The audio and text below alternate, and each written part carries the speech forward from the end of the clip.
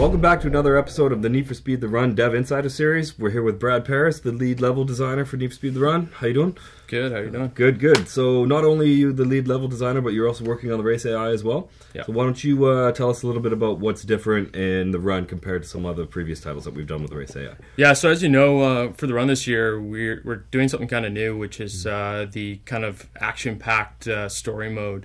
Which is where we start to do like we're doing these action levels and new game modes and things that we haven't done before, where they're all kind of connected together. And so a big component of that is the race AI and coming up with opponents that we feel are competitive, number one, and also believable. And so to do that, we started with obviously getting them really competitive, and that gets you pretty far. And but what often ends up happening is you end up into a situation where you get cars just sort of trailing along. You've probably seen it in other racing games, and so getting believable is actually what was really important to us. So to do that, we started playing around with giving these guys a variety of skill. And when I say skill, it's not just that they're faster than you or slower than you. It's that they take corners better than you. They're able to deal with things like avalanches better than you. They can go on ice better than you. They can, and then they can modulate that across the race so that the experience isn't just the same.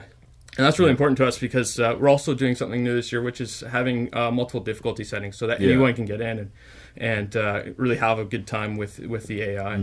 So you got easy through to extreme, and extreme is pretty difficult. I mean, you guys have probably seen the avalanche level. That was hard, so you can imagine what extreme is like. Yeah, it's pretty intense. Like I had a little bit of trouble with the desert hills, and the extreme level took me about 4 or 5 tries to beat it. It was really good. You guys are also introducing the concept of rivals this year as well, where there's certain key members in the race. There's 200 racers, but there's certain people in there that you're going to develop a rivalry with, and you'll see them race over race. Maybe talk a little bit about that. Sure, yeah. It was really important to us that as you're, racing across the country, that there's a variety of experiences and these characters that you could start to associate with. So the rivals are those one-on-one battles across, like a 3 or 4 minute track where they're constantly fighting to stay ahead of you.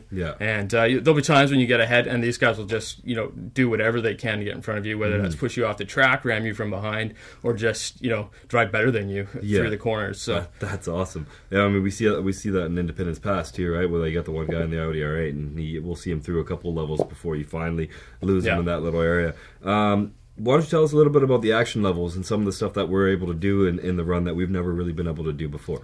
Yeah, well, we're on Frostbite 2 now, and as far as the scripting goes, it gives us a whole suite of abilities that we've never been able to do in Need for Speed, and so things like the action level are now possible, whereas with our old tech, that would have been just a ton of work to get built up. So basically, what Frostbite allows us to do is script a series of events and do world-class destruction and animation all within the editor in live real time. So that allows us to just get to the content quicker, find the fun, and really kind of create just an engaging experience. Cool. So we've everyone's seen now the Independence Pass level where you got an avalanche coming on. Can you give us a hint of like one other kind of cool?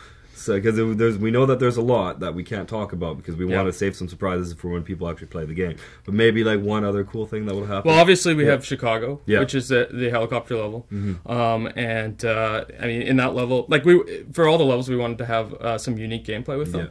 And so the avalanche, you're trying to avoid these moving obstacles that come down, and it's a race. But with the helicopter, you've got this spotlight that's trying to track you. You got to stay out of that light, which is some pretty fun gameplay. There's a third character class. So we've got cops, racers. We've also got the mob.